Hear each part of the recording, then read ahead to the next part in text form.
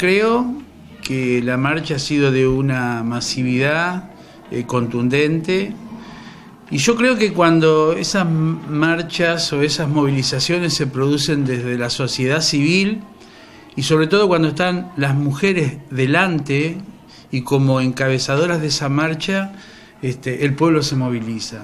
Y cuando el pueblo se moviliza hay que estar atentos y responder muy rápidamente.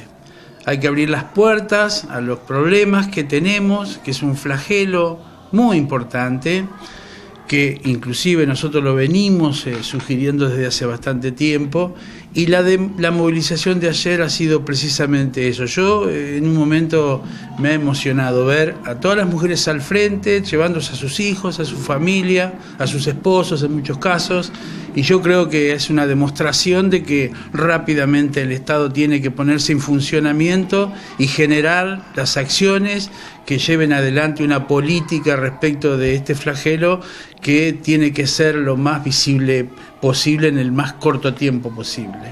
¿Pero cómo?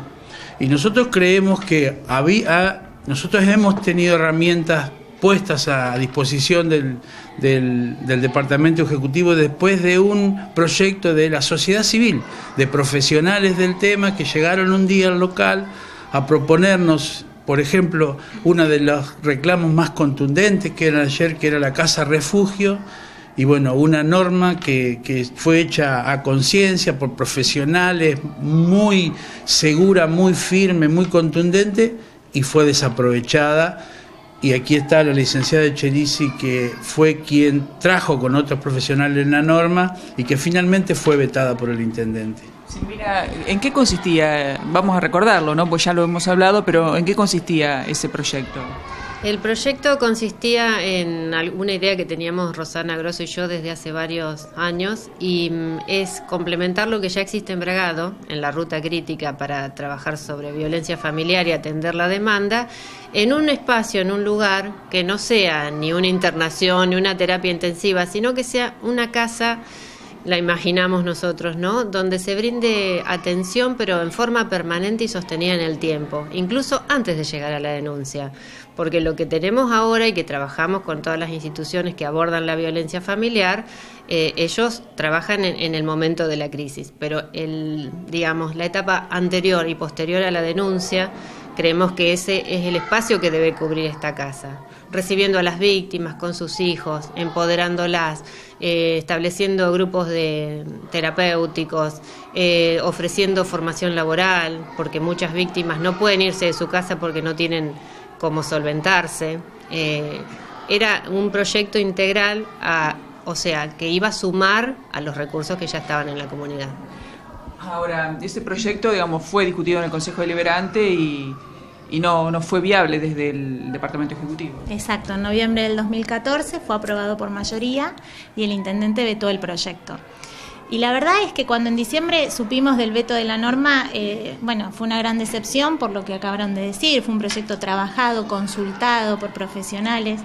Pero a mí lo que me ocurrió ayer en la marcha que asistí, y asistimos la gran mayoría de las mujeres del espacio, cuando vi al intendente en la marcha, se me vino a la cabeza los términos del veto a la ordenanza. Y la verdad que lo que sentí es que el accionar del intendente es muy incoherente.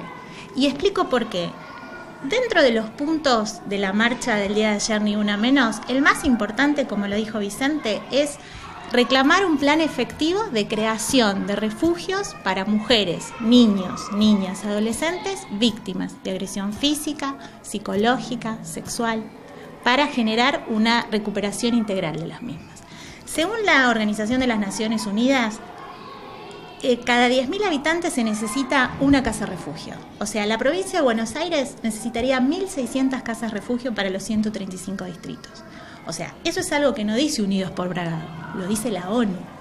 Por ende, verlo al intendente de la marcha, manifestándose de esa manera y viendo los términos del veto a la ordenanza, la ordenanza de veto dice que la creación de una casa de refugio es un gasto injustificado. Es un gasto que no se justifica hacer. Y la verdad, y lo que me llama la atención porque creo que responde a un patrón de conducta de este gobierno, la estructura del veto a la creación de la casa refugio es análoga al veto que se hizo con respecto a la ordenanza de emergencia vial.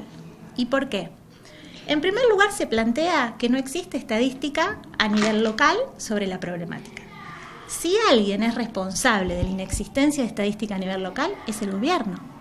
Porque que no exista un registro único que entrecruce datos con respecto a la problemática de violencia es responsabilidad del gobierno también. Y lo que sí sabemos, porque es lo que consultamos y es así, y lo sabemos por una cuestión profesional, en el caso mío yo soy abogada, si bien es psicóloga, el juzgado de paz recibe entre 4 o 5 denuncias diarias de violencia. Segundo, el segundo punto en esta estructura del veto, que hay organismos que trabajan en la materia. Nunca dijimos lo contrario. De hecho, la Comisaría de la Mujer es un organismo que trabaja en red con otros organismos, el juzgado de paz hace un trabajo muy importante. La jueza Andrea Pérez hace un trabajo importantísimo en materia de violencia de género, pero nosotros proponíamos un eslabón, o sea, una herramienta que cubría un eslabón que en el proceso no existe. Entonces, como no hay estadística y hay organismos que ya trabajan, el gasto es injustificado, la propuesta o la solución que brindamos no es válida. Y me parece que no es la manera.